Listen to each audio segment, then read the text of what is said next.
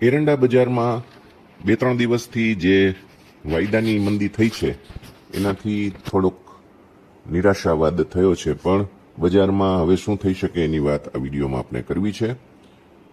એરંડામાં વાયદામાં સોમવાર, મંગળવાર, બુધવાર અને ગુરુવાર એમ સળંગ 4 દિવસથી બહુ કસ નથી અને બજારમાં જે તેજીનો માહોલ હતો એ અટકી ગયો છે અને થોડીક નિરાશા એના કારણે છવાણી છે.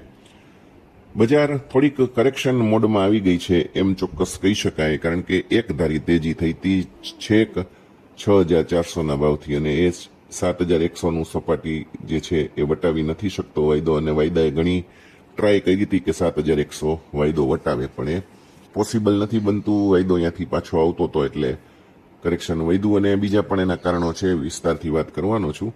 વાયદા ઘટ્યા એની અસરથી પીઠાઓની અંદર પણ એરંડાના ભાવમાં ઊંચા મથાળેથી ક્યાંક 20 રૂપિયા, ક્યાંક 30 રૂપિયા સુધીનો ઘટાડો આવી ગયો છે. અને ઘટાડાનું કારણ શું છે મિત્રો? તો એ પહેલું કારણ તો તમને આપ્યું કે બજાર જે ટેકનિકલ ધોરણે જે છે એ 7,100 વટાવી નહોતી શકતી, એટલે પણ અત્યારે કરેક્શન છે. બીજું કારણ વરસાદની સિસ્ટમો જે અત્યારે દેખાઈ રહી છે, જે હજુ 4-5 દિવસ સુધી ગુજરાતની અંદર વરસાદ પાડે એવી શક્યતા છે. જે ચોમાસું સાવ જતું રહ્યું હોય એવી પરિસ્થિતિ છેલ્લા 1 મહિનાથી હતી, પણ એમાં નવો આશાવાદ આ વરસાદી સિસ્ટમને કારણે આવ્યો, એટલે થોડીક ઊંચા મથાળે સાવધાનીપૂર્વક નફારૂપી વેચવાલી જોવા મળી છે.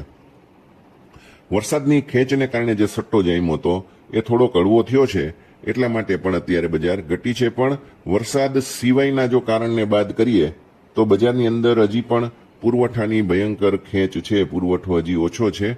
સ્ટોકિસ્ટો પણ જલ્દીથી માલ છોડતા નથી, અને માલ એટલા માટે હાલ પૂરતો જે છે એ પકડમાં છે, એટલે આવકો ઓછી છે. હાલ પૂરતો ઘટાડાનો ટ્રેન્ડ શરૂ થઈ ગયો છે એમ એટલા માટે જ આપણે નહીં કહી શકીએ, કારણ કે બજારની અંદર આવકો નથી વધતી. પણ વરસાદ ચાલુ છે ત્યાં સુધી વધઘટ ટૂંકી રહેશે. થોડુંક ઘસાય, થોડુંક સુધરે પણ ખરું, પણ વધઘટ એકંદરે ટૂંકી રહેશે એ બાબત નિશ્ચિત છે. ગુજરાતની અંદર મિત્રો એરંડાની આવકની વાત કરું તો 40,000 થી 50,000 ગુણીનો પુરવઠો રોજ આવે છે.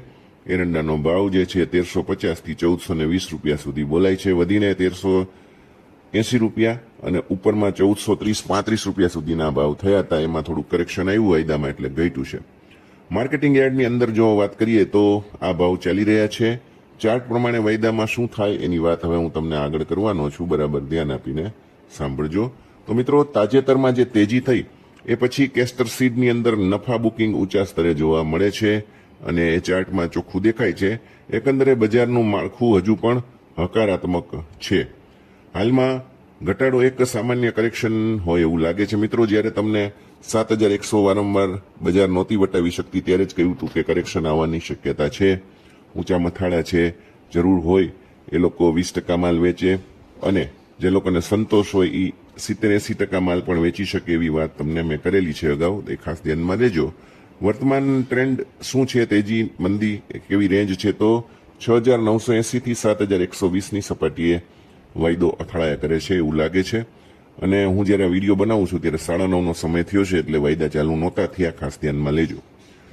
ટૂંકા ગાળામાં ટ્રેન્ડ હજુ પણ હળવો હકારાત્મક છે, જ્યારે મધ્યમ ગાળાનો ટ્રેન્ડ હજુ પણ તેજીનો છે એવું ચોખ્ખું દેખાય છે ચાર્ટ ઉપરથી.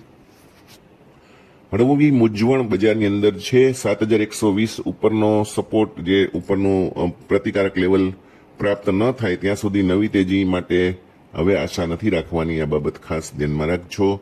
નવી તેજી માટે 7,120 વટાવે જરૂરી છે. જે તમને વારંવાર મેં કીધું વિડીયોમાં કે 7,100 નથી વટાવી શકતો વાયદો, એટલે તેજી આગળ નથી થતી.